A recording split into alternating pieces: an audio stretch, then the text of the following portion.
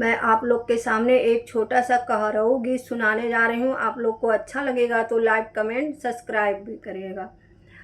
बजत आव ढोलक मजीरवा नचत आवना हो कार कछो काड़वा नचत आवन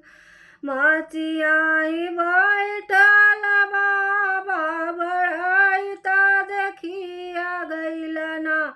तू न बउरैला बेटी के न बउरैला की खोज देवना तोहके पढ़ला पंडितवा की खोज देवना तोहके पढ़ला पंडितवा की खोज देवना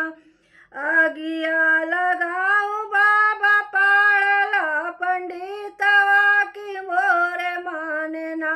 बस कहर कछो काड़वा की मोरे मानना बस कहर कछो काड़